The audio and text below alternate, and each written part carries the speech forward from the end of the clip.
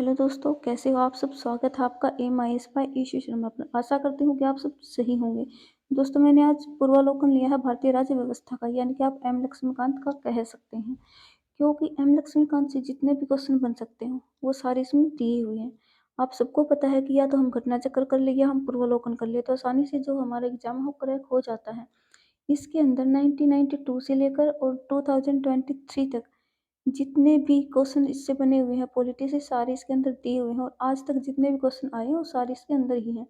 और इसी से मैंने इसीलिए इस सीरीज की जो शुरुआत की है और इसी से मैं आपको करवाने वाली हूँ टॉपिक वाइज। और आज हमने जो टॉपिक लिया है वो है राज्य के नीति निर्देशक तत्व, यानी कि डीपीएसपी।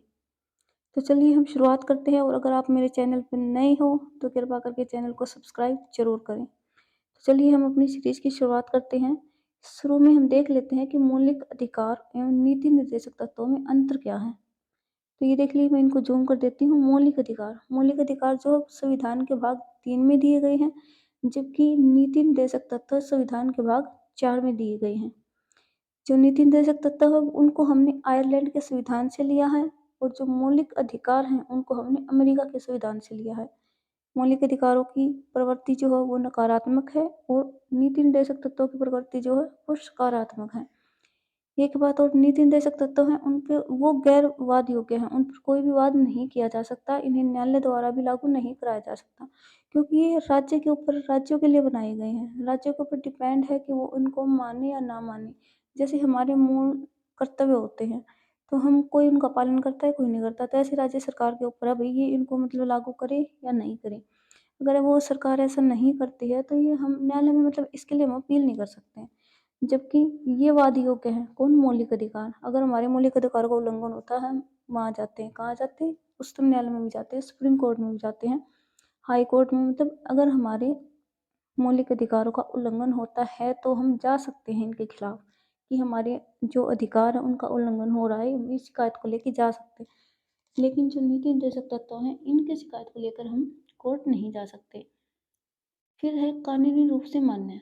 जो मौलिक अधिकार है वो कानूनी रूप से मान्य है। हमारे मूल संविधान में दिया गया है कि मौलिक अधिकार है और किसी भी स्थिति में इनका जो है उल्लंघन नहीं किया जा सकता।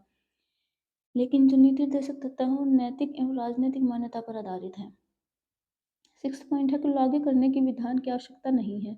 मौलिक अधिकार को लागू करने के लिए हमें विधान की आवश्यकता नहीं है, क्योंकि पहले से ही नियम बने हुए, पहले से अधिनियम दिए गए हैं हमारे संविधान में ही। जबकि इनको लागू करने के लिए, डीपीएसपी को लागू करने के लिए हमें पहले विधान बनाने पड़ते हैं। जैसे कोई राज्य सरकार है, सरकार चेंज होगी। अब जो एक सरकार थी उसने रूल बना रखे थे, उसने कुछ लागू भी कर रखे होंगे। लेकिन अब जो नई सरकार आएगी वो अपने तरीके से अलग रूल बनाएगी। वो अगर ऐसी है जो सामाजिक कल्याण का सोचती है, आर्थिक कल्याण सोचती है, सोशलाइज है, जो वो सोचती है कि समाज का कल्याण हो, तो इन चीज़ों को लागू करेगी। वो तो कानून बनाएगी, फिर उनको लागू करेगी। लेकिन इसमें ऐसा ज़रूरत नहीं पड़ती मौलिक अधिकार में कि हमें कानून बनाने पड़े, क्योंकि पहले से ही बने हुए हैं। फिर 7th है कि व्यक्तिगत कल्याण को प्रोत्साहन मिलता है। इसमें पर्सनली एक-एक व्यक्ति, मतलब मौलिक अधिकार, अगर एक किसी पार्टिकुलर पर्सन की भी जो मौलिक अधिकार हैं उनको हानि हो रही है तो कोर्ट में जा सकता है। पार्टिकुलर पर्सन की बात हो रही है, लेकिन यहाँ पूरे समाज की बात हो रही है, पूरे समाज के आर्थिक कल्याण की बात हो रही है डीपीएसपी में। 8th पॉइंट है कि नागरिकों को स्वतंत्रता प्राप्त है, क्योंकि वही बात है कि पहले से हमारे मूल संविधान में ही दे दिए गए। जब संविधान हमारा बना था उसी टाइम पे इनको संविधान से जोड़ दिया गया था। और जो नीति निर्देशक हैं सरकार द्वारा लागू करने के बाद ही नागरिकों को प्राप्त होते हैं। जैसे कि मैंने अभी पहले आपको बताया है कि सरकार आएगी, बदलेगी, हर एक सरकार अपने तरीके से रूल बनाएगी, वो उनको लागू करेगी। तो सरकार लागू करेगी तभी नागरिकों को प्राप्त होते हैं। तो ये है डीपीएसपी और मौलिक अधिकार में कुछ अंतर। अब हम चलते हैं प्रश्न की तरफ। ये फर्स्ट प्रश्न क्या है हमारा? हमारा क्वेश्चन है कि राज्य के नीति निर्देशक तत्वों सिद्धांतों को भारतीय संविधान में शामिल किए जाने का उद्देश्य क्या है? इनको हमने उद्देश्य क्यों, मतलब क्यों हमने इसको शामिल किया संविधान में? तो इसका उद्देश्य है सामाजिक और आर्थिक प्रजातंत्र को स्थापित करना। जैसे कि हम इसमें व्याख्या देख लेते हैं इसकी, कि राज्य के नीति निर्देशक सिद्धांतों को भारतीय संविधान में शामिल किए जाने का उद्देश्य है सामाजिक और आर्थिक प्रजातंत्र को स्थापित करना। यह उद्देश्य एक कल्याणकारी राज्य की स्थापना में सहायक है, जिसका संविधान निर्माता एक कल्याणकारी राज्य की स्थापना के लिए प्रदान करना चाहते हैं। सेकंड क्वेश्चन है कि निम्नलिखित में से कौन एक राज्य के नीति निर्देशक सिद्धांतों का उद्देश्य नहीं है? अब पूछ रहे हैं कि उद्देश्य क्या नहीं है। देखो, जो फर्स्ट क्वेश्चन जो मैंने आपको करवाया है, ये आईएएस परी 2002 में आया हुआ है।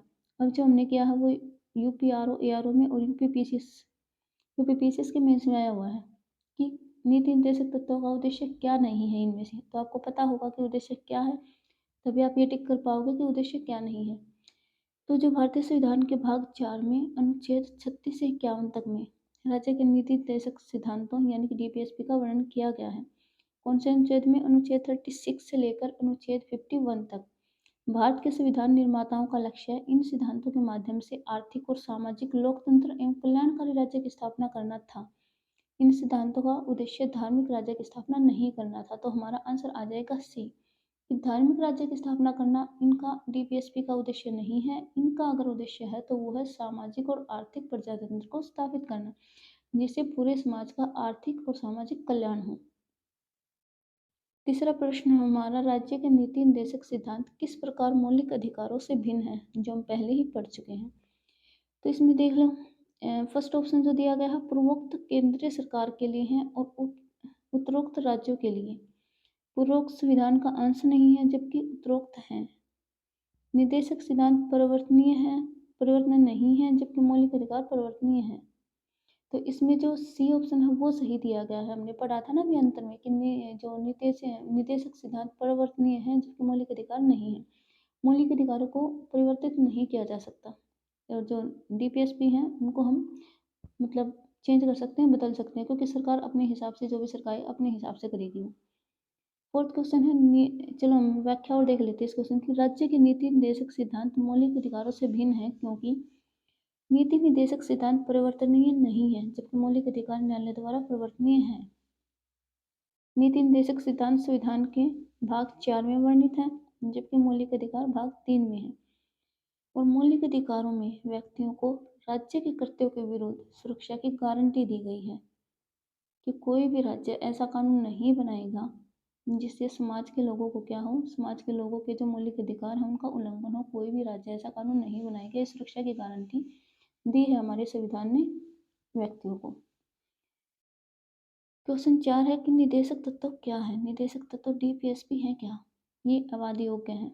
हमने पढ़ा था ना कि ये अवाद योग्य है, इन पर वाद नहीं किया जा सकता, हम इस पर बहस नहीं कर सकते, किसी कोर्ट में इसके खिलाफ नहीं जा सकते हैं। तो इसका आंसर हमारा रह जाएगा बी। क्वेश्चन नंबर 5 है, निम्नलिखित कथनों पर विचार कीजिए तथा भारत के संविधान के संदर्भ में राज्य के नीति निर्देशक तत्वों के बारे में हमें कौन सा सही है वो बताना है। फर्स्ट हमारे पास जो ऑप्शन है वो है कि विधायिका के कर्तव्यों पर निर्बंधन करते हैं। विधायिका बोले तो हम कह सकते हैं संसद कह सकते हैं या फिर हम उच्चतम न्यायालय भी कह सकते हैं। कार्यपालिका के कर्तव्यों पर निर्बंधन करते हैं, ये दोनों ही गलत है। इनमें से ना तो एक सही है और ना ही दो सही है, क्योंकि राज्य के कर्तव्यों को निर्बंधन करते हैं। तो फिफ्थ का हमारा आंसर रहेगा डी। और डी में है ना तो एक और ना ही दो, ये ऊपर दिया हुआ दिख नहीं रहा, स्किप हो गया, कोई नहीं। इसका आंसर है डी। व्याख्या में आपको दिखा देती हूँ मैं कि राज्य के नीति निर्देशक तत्वों विधायिका, कार्यपालिका और संवैधानिक मामलों में राज्यों के लिए सिफारिशें हैं। एमसी शीतलवाड़ के अनुसार निर्देशक तत्व कोई विधिक अधिकार एवं कानूनी उपचार नहीं बताते। ये सभी राज्य क्रियाओं की विधायिका या कार्यपालिका के लिए प्रभुत्व पृष्ठभूमि का निर्माण करते हैं। अतः राज्य के नीति निर्देशक तत्व न तो विधायिका के कर्तव्य पर निर्बंधन है और न ही कार्यपालिका के कर्तव्य पर निर्बंधन, जो कि मैंने आपको कहा था दोनों के दोनों कथन जो है गलत है। क्वेश्चन 6 है हमारा कि भारत के संविधान के भाग 4 में अंतर्विष्ट प्रावधानों के संदर्भ में निम्नलिखित कथनों पर विचार करें। जो भाग 4 है उसमें जो प्रावधान दिए गए हैं तो कौन से दिए गए हैं? डीपीएसपी के दिए गए हैं। उनमें से कौन सा सही है, उनके लिए कौन सा सही वो बताना है हमें। वे न्यायालयों द्वारा परिवर्तनीय है? नहीं, बिल्कुल नहीं है। डीपीएसपी न्यायालयों द्वारा परिवर्तनीय नहीं है, मौलिक अधिकार है। वे किसी भी न्यायालय द्वारा परिवर्तनीय नहीं है, ये ऑप्शन बिल्कुल सही है। ऑप्शन 3 है कि इस भाग में अधिकथित सिद्धांत राज्य के द्वारा कानून बनाने को प्रभावित करते हैं, बिल्कुल करते हैं। तो इसमें जो हमारा कथन 2 और 3 है वो हमारा सही है। हमारा ऑप्शन जाएगा डी, 2 और 3। देखो ये डिटेल है, इसमें हम नीचे पढ़ते हैं कि भारतीय संविधान का भाग 4 अनुच्छेद 36 से 51 राज्य के नीति निर्देशक तत्वों से संबंधित है। इस भाग के प्रावधान किसी भी न्यायालय द्वारा परिवर्तन नहीं होते हैं। इसका अर्थ यह है कि संविधान का एक हिस्सा है जिसे न्यायपालिका द्वारा लागू नहीं करा जा सकता है। यद्यपि भाग 4 में उपलब्ध न्यायालयों द्वारा परिवर्तन नहीं है, तथापि इस भाग में दिए गए सिद्धांत राष्ट्र के संचालन में मूलभूत हैं तथा ये सिद्धांत राज्य के द्वारा कानून बनाने को प्रभावित करते हैं। समय समय पर सरकार ने कुछ नीति निर्देशक तत्वों को लागू करने का प्रयास भी किया है। कई सरकारें आई हैं जिन्होंने कुछ ऐसे नीति निर्देशक तत्वों को जो समाज के कल्याण के लिए हैं, जो समाज के हित में है, उनको लागू करने का प्रयास किया है। जैसे कि जिम्मेदारी उन्मूलन कानून, बैंकों का राष्ट्रीयकरण। बैंकों का राष्ट्रीयकरण ये तो बहुत ही ये लगा लो कि सामाजिक हित में था। फैक्ट्री अधिनियम, न्यूनतम मजदूरी निर्धारण, कुटीर और लघु उद्योगों को प्रोत्साहन, ये तो अभी 2023 में भी कानून बनाया है नया। मनरेगा, मनरेगा को नरेगा कर दिया गया है। 6 से 14 वर्ष आयु के बच्चों के लिए निःशुल्क शिक्षा था। अनुसूचित जाति और अनुसूचित जनजातियों के उन्नयन के लिए आरक्षण इन प्रयासों को दर्शाते हैं। तो ये था हमारा क्वेश्चन 6 और इसमें हमारा ऑप्शन रहेगा डी आंसर। क्वेश्चन 7 है कि राज्य के नीति निर्देशक तत्वों के बारे में निम्नलिखित कथनों पर विचार कीजिए। ये तत्व देश के सामाजिक आर्थिक लोकतंत्र की व्याख्या करते हैं या फिर इन तत्वों में अंतर्विष्ट उपबंध किसी न्यायालय द्वारा परिवर्तनीय नहीं है। ये बिल्कुल सही है, केवल 2 तो आ जाएगा हमारा इसका आंसर क्वेश्चन 7। ये रहा, एक और दो दोनों। अच्छा, फर्स्ट क्या था हमारा? फर्स्ट क्या था? ये तत्व देश के सामाजिक आर्थिक, हाँ बिल्कुल करते हैं ना, लोकतंत्र की व्याख्या करते हैं। अरे सामाजिक और आर्थिक कल्याण के लिए, समाज के सामाजिक और आर्थिक कल्याण के लिए ही तो इनको जोड़ा गया है संविधान में। तो ये भी सही है और सेकंड भी सही है। 8th क्वेश्चन है कल्याणकारी राज्य की संकल्पना का समावेश भारत के संविधान में है, राज्य के नीति निर्देशक तत्वों में है, या फिर चौथी अनुसूची में है, मौलिक अधिकारों में है, प्रस्तावना में है। तो ये है डीपीएसपी में है। कल्याणकारी राज्य की संकल्पना का समावेशन राज्य के नीति निर्देशक तत्वों में दिया गया है। आईएएस प्री 2015 में आया हुआ क्वेश्चन है ये। कल्याण, इसकी व्याख्या देख लेते हैं थोड़ी सी। कल्याणकारी राज्य की संकल्पना का समावेश भारतीय संविधान में राज्य के नीति निर्देशक तत्वों में किया गया है। ये संविधान में भाग 4 के तहत अनुच्छेद 36 51 के अंतर्गत शामिल किए गए हैं। एक ही चीज़ें बार बार रिपीट हो रही है और अच्छी बात है कि आप बार बार इसको रिवाइज करोगे तो आपको याद हो जाएगा, अलग से याद करने की जरूरत नहीं पड़ेगी। भारतीय संविधान की प्रस्तावना राज्य व्यवस्था के उद्देश्यों का उल्लेख करती है कि राज्य अपने नागरिकों को सामाजिक, आर्थिक एवं राजनीतिक न्याय, विचार, अभिव्यक्ति, विश्वास, धर्म और उपासना की स्वतंत्रता तथा प्रतिष्ठा एवं अवसर की क्षमता उपलब्ध कराएगा, जो कि कल्याणकारी राज्य के आदर्श का प्रतीक है। इसके अतिरिक्त नीति निर्देशक तत्वों के कल्याणकारी राज्य की स्थापना हेतु राज्य को निर्देश दिए गए हैं। इस प्रकार प्रस्तावना एवं नीति निर्देशक तत्वों में कल्याणकारी राज्य का विचार पाया जाता है। तथापि यदि दोनों के चयन का विकल्प न हो तो इसका उत्तर नीति निर्देशक तत्व ही होगा। उल्लेखनीय है कि संघ लोक सेवा आयोग द्वारा अपनी उत्तर कुंजी में इस प्रश्न का उत्तर नीति निर्देशक तत्वों को ही माना गया है। तो हम भी इसका उत्तर यही लगाएंगे, नीति निर्देशक तत्व यानी कि डीपीएसपी। क्वेश्चन 9 है भारत के संविधान का कौन सा भाग कल्याणकारी राज्य के आदर्श की घोषणा करता है? तो इसका हमारा आंसर ये आ जाएगा, कल्याणकारी राज्य यही है, नीति निर्देशक तत्व यानी कि ऑप्शन ए। क्वेश्चन नंबर 8 है कि संविधान का कौन सा भाग कल्याणकारी राज्य का आदर्श घोषित करता है? वही है, क्वेश्चन रिपीट हो रहा है, तो इसका भी आ जाएगा डीपीएसपी यानी कि उत्तर डी। 11 है कि भारत के कल्याणकारी राज्य होने का विचार पाया जाता है, ये वही है, राज्य के नीति निर्देशक तत्वों में पाया जाता है। और अभी जैसे हमने 8th क्वेश्चन पढ़ा था तो उसमें दिया गया था कि संविधान की प्रस्तावना में भी पाया जाता है और राज्य के नीति निर्देशक तत्वों में पाया जाता है। लेकिन अगर यहाँ पे संविधान की प्रस्तावना नहीं होता तो हम राज्य के नीति निर्देशक तत्व लगाते। अब दोनों ऑप्शन में है तो हम दोनों के दोनों ही लगाएंगे। आंसर हमारा रहेगा डी यानी ए और सी दोनों। 12th क्वेश्चन है कि राज्य के नीति निर्देशक तत्व सहज अध्ययन के लिए निम्न में से कौन से भागों में विभाजित किए जाते हैं? तो ये समाजवादी, उदार, बौद्धिकतावादी और गांधीवादी 3 विचारधाराएं दी हुई हैं, आपने पॉलिटी में पढ़ा भी होगा। तो तीनों विचारधाराओं के अकॉर्डिंग जो है इनको विभाजित किया गया है। इसकी थोड़ी व्याख्या देख लेते हैं कि भारतीय संविधान में, थोड़ा जल्दी से पढ़ देती हूँ। भारतीय संविधान के अंतर्गत राज्य के निर्देशक तत्वों का उल्लेख भाग 4 के अनुच्छेद 36 से 51 के तहत दिया गया है। इसे आयरलैंड के संविधान से लिया गया है। राज्य के नीति निर्देशक तत्वों को सहज अध्ययन के लिए समाजवादी, उदारवादी तथा गांधीवादी, मानवाधिकार, सामाजिक एवं आर्थिक कल्याण आदि भागों में विभाजित किया जाता है। राज्य के नीति निर्देशक तत्वों की प्रवृत्ति सकारात्मक है तथा ये गैरवाद योग्य है। क्वेश्चन नंबर 13 है कि भारतीय संविधान में सम्मिलित डीपीएसपी की प्रेरणा हमें किस संविधान से प्राप्त हुई है? तो हमने पहले पढ़ा है, आयरलैंड के संविधान से हमने जो है इसको लिया है। क्वेश्चन नंबर 14 है कि भारतीय संविधान में राज्य के नीति निर्देशक तत्वों को निम्न में से किस देश के संविधान से लिया गया है? आयरलैंड से लिया है। अभी 13 क्वेश्चन में भी हमने देख लिया है। तो भारतीय संविधान में राज्य के नीति निर्देशक सिद्धांतों का विचार लिया गया है। फिर से वही क्वेश्चन बार बार रिपीट हो रहा है। देखो यूपीपीएससी में तो बहुत ही बार ये क्वेश्चन पूछा गया, ये लगा लो हर ये साल पूछा जा रहा है। तो आयरलैंड के संविधान से हमने डीपीएसपी को लिया है, ये चीज आपको याद रखनी है। और मौलिक अधिकार को हमने अमेरिका के संविधान से लिया है। फिर है नीति निर्देशक सिद्धांत है, क्या है? वाद योग्य नहीं है ये। ठीक है, मौलिक अधिकार जो हमारे हैं वो वाद योग्य हैं और नीति निर्देशक तत्व हमारे वाद योग्य नहीं है। क्वेश्चन नंबर 16 ही क्या है? मैंने तो आंसर हमारा रहेगा इसमें बी। और 17 क्वेश्चन है कि भारत के संविधान के अनुसार निम्नलिखित में से कौन सा देश के शासन के लिए आधारभूत है? मतलब किसी देश के शासन को चलाने के लिए, किसी देश को चलाने के लिए कौन सी चीज है जो मतलब आधारभूत है, जो उसका बेस है, जो होना ही चाहिए? तो ये है राज्य के नीति के निर्देशक तत्व, राज्य की नीति के निर्देशक तत्व यानी कि डीपीएसपी। आंसर हमारा रहेगा सी। क्वेश्चन नंबर 18 है, भारतीय संविधान के अंतर्गत धन का केंद्रीकरण किसका उल्लंघन करता है? धन का केंद्रीकरण तो समता का अधिकार का, या राज्य के नीति निर्देशक तत्वों का, स्वतंत्रता का अधिकार, या कल्याण की अवधारणा। तो ये हमारा राज्य के नीति निर्देशक तत्वों का जो है उल्लंघन करता है।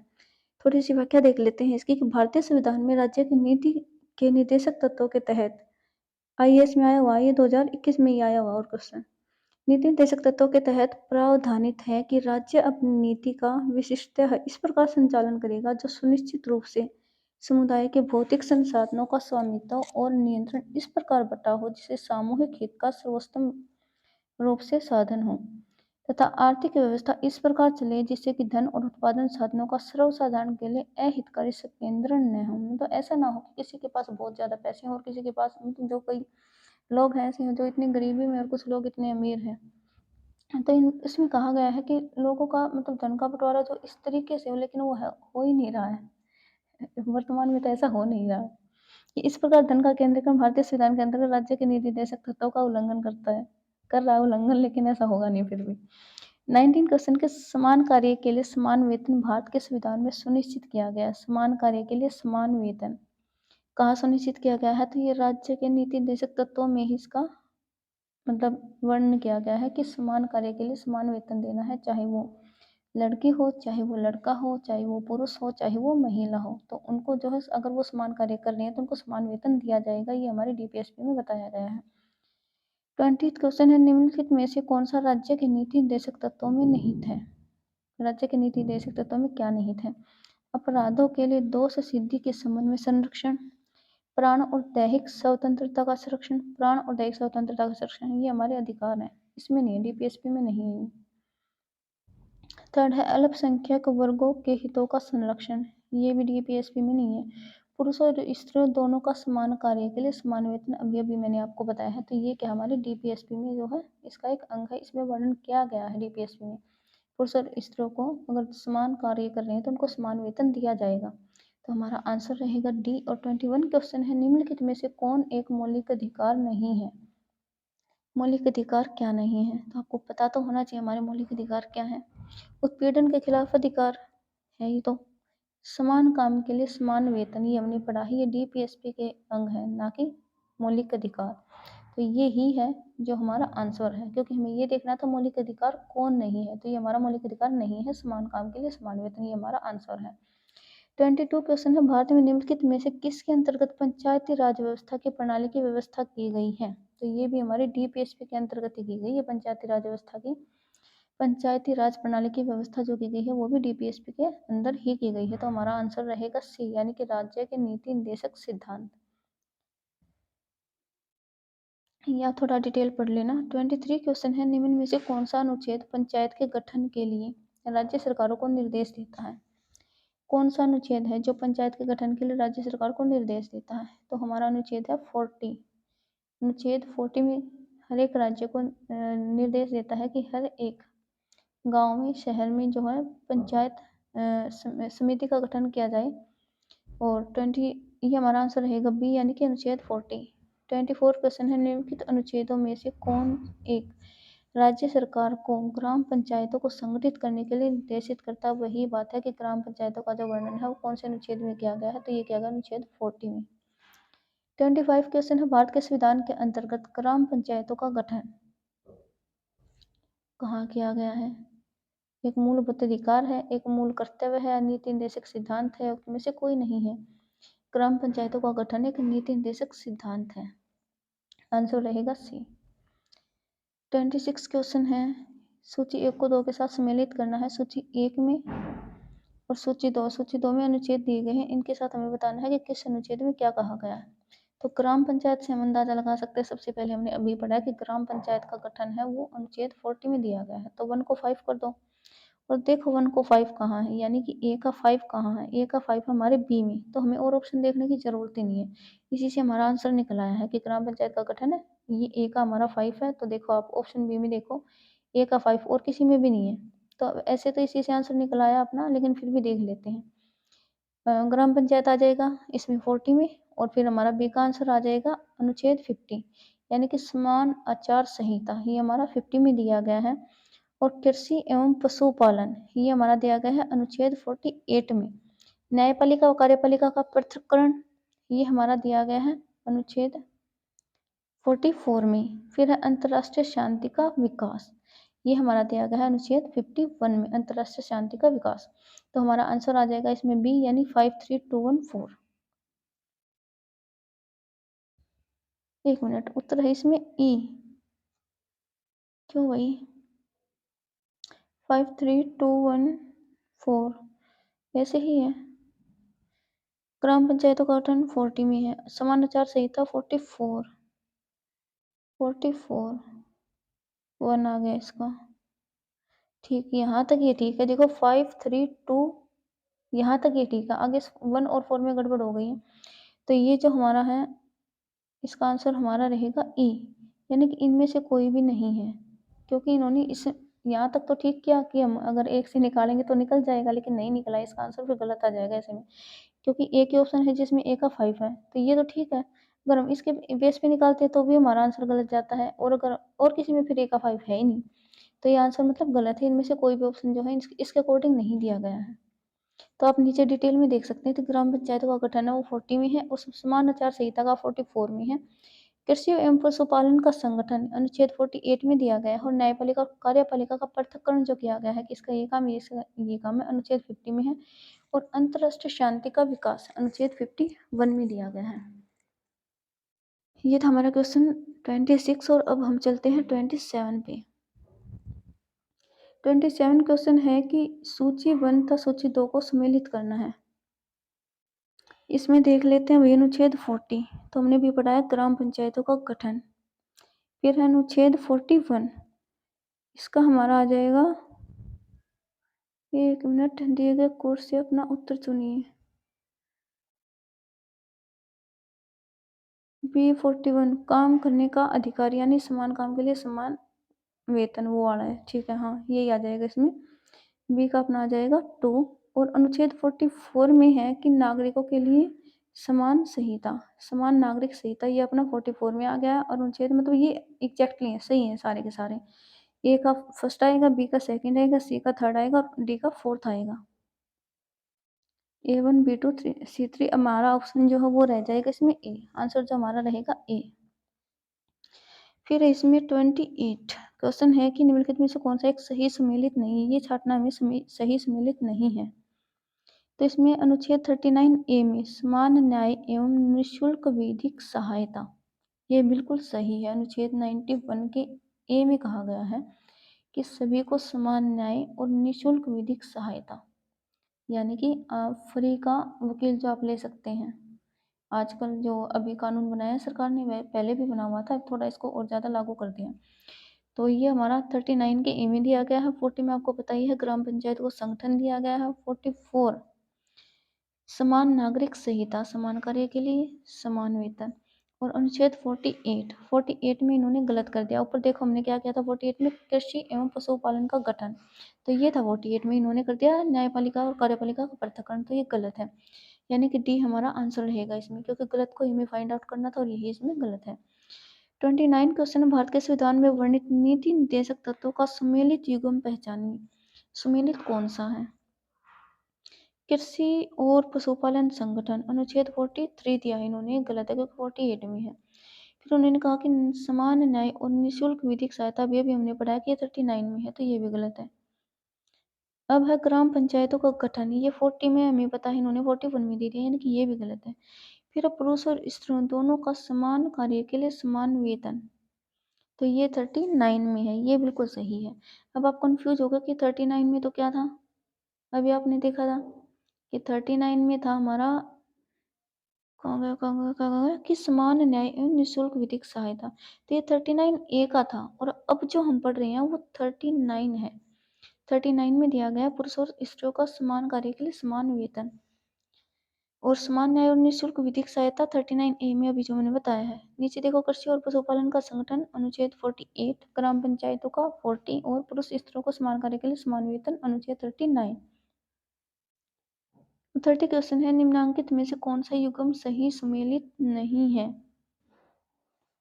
विषय दिए गए हैं और उनको अनुच्छेद से हमें मतलब मिलान करना है और ये देखना है कि जो सही सम्मिलित नहीं है उसको फाइंड आउट करना है।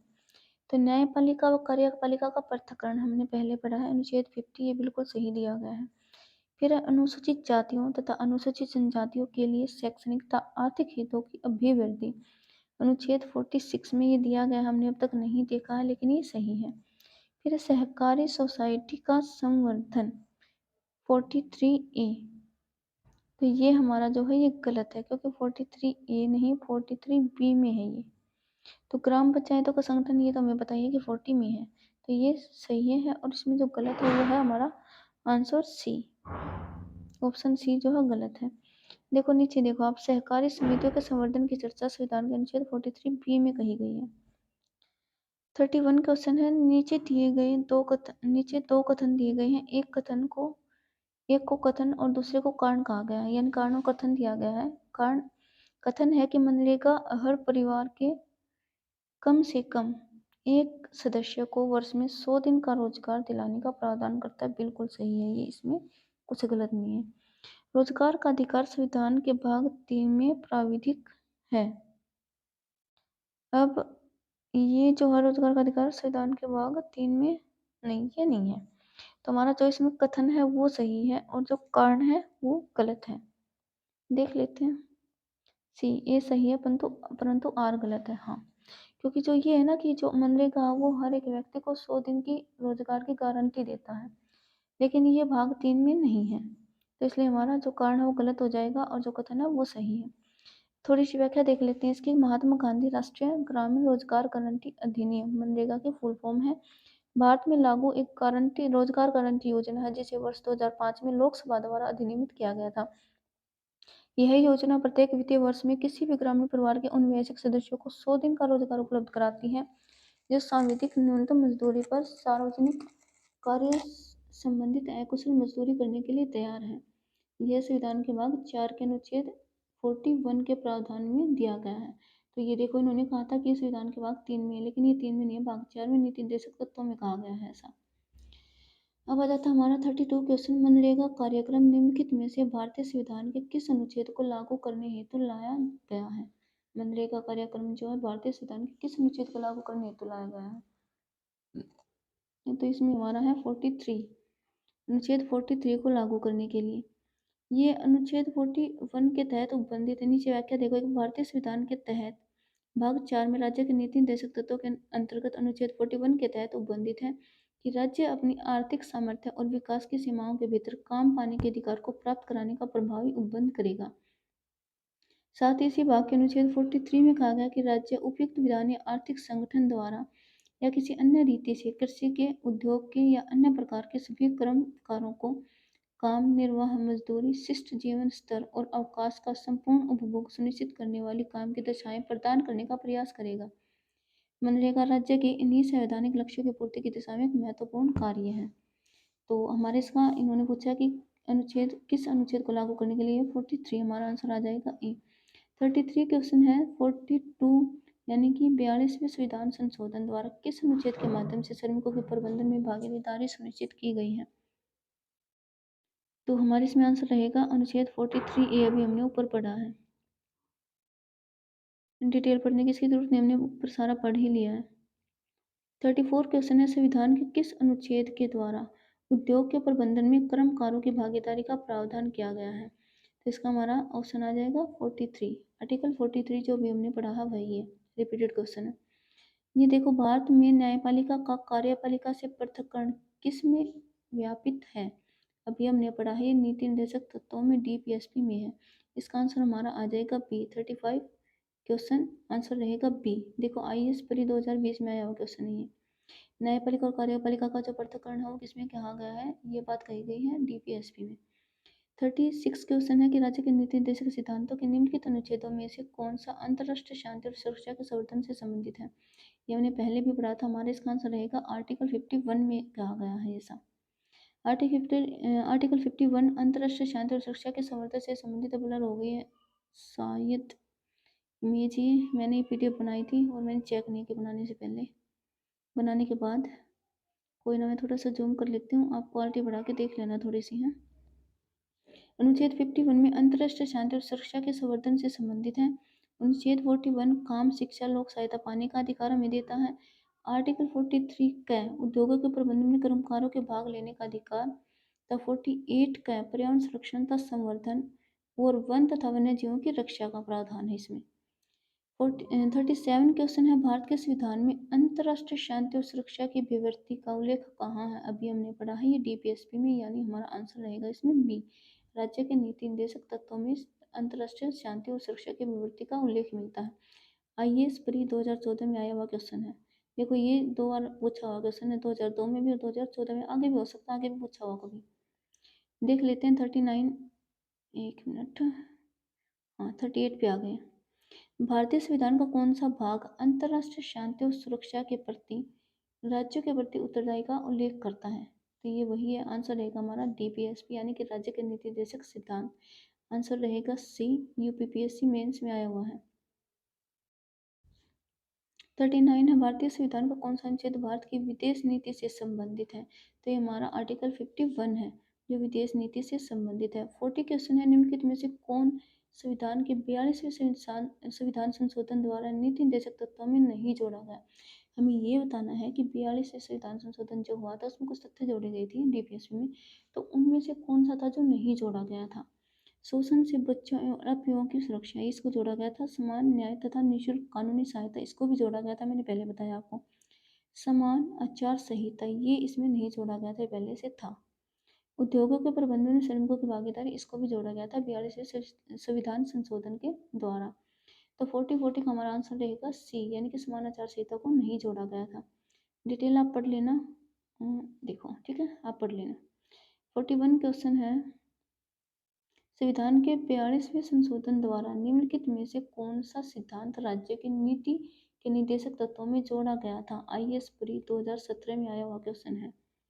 पुरुष और स्त्री दोनों के लिए समान कार्य का समान वेतन। अब ये 42वें जोड़ा तो ये भी गया था, लेकिन वो ये कि ये पूछ रहे 42वें संविधान संशोधन में कौन सी चीज है जो जोड़ी गई थी? तो इसका आंसर ये नहीं रहेगा। उद्योगों के प्रबंधन में कामगारों की सहभागिता, इसको जोड़ा गया था 42वें संविधान संशोधन के द्वारा। तो आंसर हमारा 41 का रहेगा बी। 42 क्वेश्चन है, संविधान में से किसके शोषण के विरुद्ध अधिकार स्वीकृत करता है? बच्चों के, जनजातियों के, स्त्रियों के या दलितों के? तो इसमें हमारा आ जाएगा बच्चों के, स्त्रियों के और जनजातियों के। दलितों का, इसमें दलित वर्ड हमारे संविधान में कहीं यूज हुआ नहीं है। ठीक है, ये डिटेल में देखो आप एक बार। संविधान में बच्चों, स्त्रियों, जनजातियों के शोषण के विरुद्ध अधिकार को स्वीकृति प्रदान की गई है, जबकि दलित शब्द का संविधान में कहीं भी उल्लेख नहीं है। तो 42 का हमारा आंसर रहेगा सी, यानी 1 2 3। और 43 क्वेश्चन है, निम्नलिखित में से कौन एक राज्य का नीति निर्देशक तत्व नहीं है? मद्य निषेध, गो संरक्षण, पर्यावरण संरक्षण या 14 वर्ष की आयु तक के बच्चों को निःशुल्क शिक्षा, ये हमारा अधिकार है, ये डीपीएसपी में नहीं आता है। तो हमारा आंसर आ जाएगा डी। डिटेल आप देख लेना इसकी। यह मूल अधिकार बन गया है, देखो 2002 के बाद। ठीक है, देख लेना आप अच्छे से। 44 क्वेश्चन पे चलते हैं। निम्नलिखित में से कौन सा राज्य का नीति निर्देशक तत्व नहीं है? मादक पेय के उपभोग का निषेध करना, ये तो हमने पढ़ा है। गायों और बछड़ों के वध का निषेध करना, ये भी नीति निर्देशक तत्व है। पर्यावरण का संरक्षण और संवर्धन, ये भी डीपीएसपी में आता है। 16 वर्ष की आयु के बच्चों का निःशुल्क शिक्षा, ये हमने देख लिया कि हमारा अधिकार है, ये डीपीएसपी नहीं है। तो आंसर रहेगा डी। 44 का 45 क्वेश्चन है, निम्नलिखित में से कौन से राज्य के नीति निर्देशक तत्वों में से शामिल है? मानव के दुर्व्यापार और बलात् श्रम का प्रतिषेध, ये इसमें शामिल नहीं है। फिर है मादक पेयों और स्वास्थ्य के लिए हानिकर औषधियों के औषधि प्रयोग, ये इसमें शामिल है, क्योंकि इससे क्या होता है, कोई अगर मान लो मादक पेय है उनका सेवन करेगा तो उससे स्वास्थ्य पे फर्क पड़ेगा। और नीति निर्देशक तत्व यानी कि डीपीएस में कहा क्या गया है कि सामाजिक कल्याण करना है और समाज का आर्थिक कल्याण करना है। हर एक वे से, हर एक एंगल से समाज का कल्याण करना है, तो उसके स्वास्थ्य को भी ठीक रखना है, और ये स्वास्थ्य के खिलाफ है, तो इसलिए ये डीपीएसपी में शामिल है। आंसर हमारा रहेगा बी, यानी कि केवल 2 सही है इसमें। आईएएस परी 2008 में आया हुआ क्वेश्चन है। फिर है 46 क्वेश्चन कि भारतीय संविधान में प्रतिस्थापित राज्य की नीति के निर्देशक तत्वों के अंतर्गत प्रावधानों पर विचार कीजिए। भारतीय नागरिकों के लिए समान नागरिक संहिता सुरक्षित करना, समान नागरिक संहिता सुरक्षित करना, भारतीय नागरिकों के लिए, नहीं ये नहीं आएगा इसमें। फिर ग्राम पंचायतों को संगठित करना, ये हमने पढ़ा है, अनुच्छेद 40 में बताया गया, इसका उल्लेख है। ग्राम पंचायत को संगठित करना डीपीएसपी में आता है। फिर है ग्रामीण क्षेत्रों में कुटीर उद्योगों को प्रोत्साहित करना, ये भी 48 में आता है। तो 2 और 3 ये दोनों इसमें सही है, और ये हमारा ऑप्शन बी में जाता है, यानी कि आंसर हमारा 46 का रहेगा बी, यानी कि 2 और 3 ऑप्शन जो सही है। सभी कर्मकारों के लिए यथोचित अवकाश तथा सांस्कृतिक अवसर ये ऐसा कुछ नहीं दिया गया है डीपीएस में, और ये भी आईएएस परी 2012 में आया हुआ क्वेश्चन है। अब हम चलते हैं 47 पे। निम्नलिखित में से भारत के संविधान के किस में पर्यावरण संरक्षण, संवर्धन तथा वन व वन्य जीव की सुरक्षा के प्रावधान पाए जाते हैं? तो ये डीपीएसपी में पाए जाते हैं, और मूल कर्तव्यों में भी, क्योंकि मौलिक अधिकार में ये नहीं है, ये हमारे कर्तव्य हैं कि हमें जो वन्य जीवों की रक्षा करनी है, उनकी सुरक्षा करनी है, पर्यावरण संरक्षण को बनाए रखना है, पर्यावरण का संरक्षण करना, ये हमारे मूल कर्तव्य हैं, और डीपीएसपी में भी इनका उल्लेख किया गया है। अगर यहाँ पे सिर्फ मूल कर्तव्य होता तो हम उसको भी टिक करते, अगर सिर्फ केवल यहाँ पे राज्य के नीति निर्देशक तत्व होता तो भी हम उसको टिक करते, दोनों दिए गए दोनों को हम टिक करेंगे। लेकिन अगर भूल से भी यहाँ दे दिया गया मौलिक अधिकार, तो ये हमारा अधिकार नहीं है, ये सिर्फ मूल कर्तव्य है। तो हमारा आंसर रहेगा इसमें सी। और 48 का क्वेश्चन है, निम्न में से कौन से एक राज्य के नीति निर्देशक सिद्धांतों में सम्मिलित है? हमें ये बताने में से कौन सा है जो डीपीएसपी में आता है। तो राज्य देश के पर्यावरण के संरक्षण तथा संवर्धन का प्रयास करेगा, बिल्कुल करेगा, अभी हमने पढ़ा है कि हमारे नीति निर्देशक सिद्धांत में भी आता है, और ये मूल कर्तव्य में भी आता है कि राज्य, नहीं मूल कर्तव्य में नहीं आएगा क्योंकि इसमें राज्य दिया गया है, राज्य, अगर नागरिक दिया हुआ तो मूल कर्तव्य में भी आ जाता है। तो राज्य देश के पर्यावरण के संरक्षण तथा संवर्धन का प्रयास करेगा, बिल्कुल करेगा, क्योंकि जो डीपीएसपी बनाए ही गए हैं इनके लिए, राज्यों की सरकार के लिए, ये इनके कर्तव्य को प्रभावित करने के लिए, कि मतलब कोई भी सरकार ऐसा कानून ना बनाए कि जिससे नागरिकों के हित को मतलब ठेस पहुंचे, या फिर मतलब उनके सामाजिक आर्थिक विकास पे कोई फर्क पड़े। तो इसका हमारा आंसर रहेगा ए, 48 का आंसर रहेगा हमारा ए। और 49 क्वेश्चन पे चलते हैं हम। राज्य के नीति निर्देशक सिद्धांतों में निम्न में से किसके बारे में संविधान शांत है, यानी कि ऐसी कौन सी बात है जो डीपीएसपी में उल्लेखित नहीं है? तो प्रौढ़ शिक्षा, ये हमने अब तक कहीं नहीं देखा है कि प्रौढ़ शिक्षा के बारे में डीपीएसपी में कहीं बात की गई है, तो यही एक टॉपिक है जिसमें डीपीएसपी शांत है बिल्कुल, यानी कि इसमें उल्लेख नहीं है इसका। 50 क्वेश्चन है, निम्नलिखित में से कौन सा एक राज्य का नीति निर्देशक सिद्धांत संविधान में बाद में जोड़ा गया है? कौन सा बाद में जोड़ा गया है? मुफ्त कानूनी सलाह, ये जोड़ा गया है 42वें संविधान संशोधन के बाद, 42वें संविधान संशोधन के साथ ही जोड़ा गया है। 1976 में हुआ था। आंसर हमारा रहेगा 50 का सी। और 51 क्वेश्चन है, राष्ट्रीय विधिक सेवा प्राधिकरण के संदर्भ में निम्नलिखित कथनों पर विचार कीजिए। राष्ट्रीय विधिक सेवा प्राधिकरण के संदर्भ में विचार करना है। इसका उद्देश्य समान अवसरों के आधार पर समाज के कमजोर वर्गों को निःशुल्क एवं सक्षम विधिक सेवाएं उपलब्ध करवाना है, बिल्कुल सही है। ये उसी की बात हो रही है, मनरेगा की फुल फॉर्म है ना ये। यह देश भर में विधिक कार्यक्रमों और योजनाओं को लागू करने के लिए राज्य विधिक सेवा प्राधिकरणों को निर्देश जारी करता है, ये भी सही है। तो इसमें हमारा आंसर रहेगा सी, यानी 1 और 2 दोनों की दोनों चीज सही है। थोड़ी सी व्याख्या देखते हैं इसकी। राज्य के नीति निर्देशक तत्वों के तहत अनुच्छेद 39 क के अनुसरण में राष्ट्रीय विधिक सेवा प्राधिकरण समाज के कमजोर वर्गों को निःशुल्क एवं सक्षम विधिक सेवाएं उपलब्ध करवाएगा। साथ ही यह देश भर में विधिक कार्यक्रमों और योजनाओं को लागू करने के लिए राज्य विधिक सेवा प्राधिकरणों को निर्देश व वित्तीय अनुदान प्रदान भी करेगा, अगर जरूरत पड़ती है तो। आईएएस परी 2013 में आया हुआ क्वेश्चन है। 52 क्वेश्चन पे चलते हैं कि भारत में विधिक सेवा प्रदान करने वाले प्राधिकरण यानी कि लीगल सर्विसेज अथॉरिटीज निम्नलिखित में से किस प्रकार के नागरिकों को निःशुल्क विधिक सेवाएं प्रदान करते हैं? क्राइटेरिया क्या है कि किन को वो निःशुल्क सेवाएं प्रदान करेंगे? तो रुपए 1 लाख से कम वार्षिक आय वाले व्यक्ति को, या फिर रुपए 2 लाख से कम वार्षिक आय वाले ट्रांसजेंडर को, या फिर रुपए 3 लाख से कम वार्षिक आय वाले अन्य पिछड़े वर्ग ओबीसी के सदस्यों को, या फिर सभी वरिष्ठ नागरिकों को। तो इसमें जो है 1 लाख से कम वार्षिक आय वाले व्यक्ति को, चाहे वो किसी भी जाति का हो। फिर है रुपए 2 लाख से कम वार्षिक आय वाले और ट्रांसजेंडर को। ये दो कथन जो है इसमें सही है। और कुछ क्राइटेरियाज दिए गए हैं इसमें। निःशुल्क विधिक सेवाएं प्राप्त करने के लिए कौन कौन से व्यक्ति जो है पात्र हैं, पॉइंट 1 2 3 4 करके दिए हुए हैं, तो आप इसको देख लेना थोड़ा सा, ठीक है। 53 क्वेश्चन है कि इनमें से कौन राज्य के नीति निर्देशक सिद्धांतों में सम्मिलित नहीं है? मद्य निषेध ये है, मैंने बताया था। समान कार्य हेतु समान वेतन ये भी है। काम का अधिकार ये भी है। सूचना का अधिकार नहीं है क्योंकि ये हमारा मौलिक अधिकार है, ये डीपीएसपी में नहीं आता है। 53 का आंसर रहेगा डी। 54 क्वेश्चन है, निम्नलिखित में से कौन सा डीपीएसपी तत्व है? समान नागरिक संहिता बिल्कुल है। प्रेस की स्वतंत्रता, अच्छा इन्होंने पूछा ना कौन सा नीति देशक तत्व, तो मैं मिल गया समान नागरिक संहिता, बिल्कुल यही तो है। आगे देख लेते हैं। प्रेस की स्वतंत्रता हमारे अधिकार है, ये स्वतंत्रता विधि के समक्ष समानता ये हमारे सब मौलिक अधिकार हैं। तो डीपीएस में आता है सिर्फ समान नागरिक संहिता, आंसर रहेगा ए। 55 क्वेश्चन है, निम्नलिखित में से राज्य के नीति निर्देशक सिद्धांतों के विषय में पहचान कीजिए। कौन कौन से डीपीएसपी में आते हैं? मद्य निषेध बिल्कुल आता है। फैक्ट्री और खानों में बाल श्रम निषेध ये भी आता है। फैक्ट्री और खानों में बाल श्रम निषेध ये नहीं आएगा, ये नहीं आएगा। बेकार व बलात् श्रम निषेध ये भी नहीं आएगा। अस्पृश्यता निषेध ये उसी में आ गए, हमारे अधिकारों में आ गए हैं, तो ये अधिकार में आ जाएंगे। इसमें आएगा सिर्फ मद्य निषेध, ठीक है। आंसर रहेगा सी।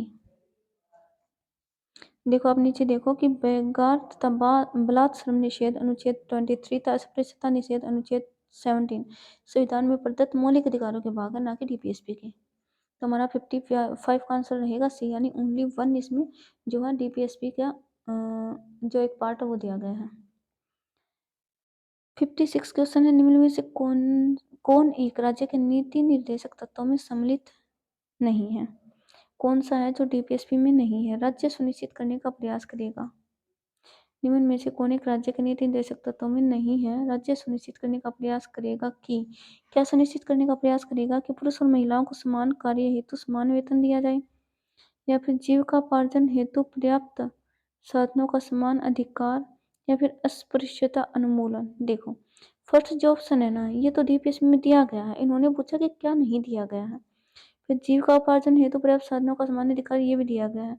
काम हेतु न्याय संगत और मानवोचित दशाओं में रहे ये भी दिया गया है। तो इसमें दिया क्या नहीं गया है? अस्पृश्यता उन्मूलन, क्योंकि ये अनुच्छेद 17 में दिया गया है और हमारे डीपीएस पे शुरू होते हैं 36 से लेकर 51 तक। तो इसमें ये नहीं आएगा अस्पृश्यता उन्मूलन, तो इसका हमारा आंसर रहेगा सी। फिर 57 क्वेश्चन है, राज्य के नीति निर्देशक सिद्धांत एक ऐसा चेक है जो बैंक की सुविधा अनुसार अदा किया जाता है। किसने कहा था? ये हमारे केटी शाह ने किया था कि राज्य के नीति निर्देशक सिद्धांत जो है एक ऐसा चेक है बैंक की सुविधा अनुसार अदा किया जाता है। इसका इनका मतलब क्या था? इनका मतलब ये था कि अगर सरकार के पास पैसा बहुत ज़्यादा है तो आपके लिए, आपके हित में, समाज के लिए, समाज के हित में वो कानून बनाएगी, उनको लागू करेगी, उनके लिए नियम बनाएगी और आप लोगों तक सुविधाएं पहुंचाएगी अगर सरकार के पास पैसा है तो, ठीक है। अगर खुद सरकार के पास पैसा नहीं है तो फिर यही वही बात आ गई, वही बैंक में पैसा है ही नहीं तो आपके कैसे चेक देंगे आपको, ये इनका मतलब है। 58 क्वेश्चन है, भारत के संविधान के संदर्भ में निम्नलिखित कथनों पर विचार कीजिए। मूल अधिकार, मूल कर्तव्य, राज्य की नीति के निर्देशक तत्व। तो इसमें हमारा जो है ओनली राज्य के निर्देशक तत्व है, आंसर रहेगा बी। 58 क्वेश्चन है कि भारतीय संविधान के भाग 4 में दिए गए निर्देशक सिद्धांतों से निम्न में से कौन से सूचीबद्ध हैं? समान कार्य के लिए समान वेतन बिल्कुल है। समान नागरिक संहिता बिल्कुल है। छोटे परिवार का मानदंड ये नहीं है। प्राथमिक स्तर पर मातृभाषा है, ये भी नहीं है। तो हमारा 1 और 2 हमारा ऑप्शन बी में है, तो हमारा 59 का आंसर रहेगा बी। और आगे आ जाता है आपका टॉपिक मूल कर्तव्य का, ये हम करेंगे नेक्स्ट क्लास में। चलो ठीक है दोस्तों, अगर आपने मेरा चैनल सब्सक्राइब नहीं किया है तो आगे की क्लास देखने के लिए, क्योंकि मैं आपको पूरी की पूरी पूर्वावलोकन करवाने वाली हूँ टॉपिक वाइज, तो जल्दी से जल्दी आप चैनल को सब्सक्राइब करें, लाइक करें, शेयर करें, कमेंट करें और शेयर कर दें। Okay bye.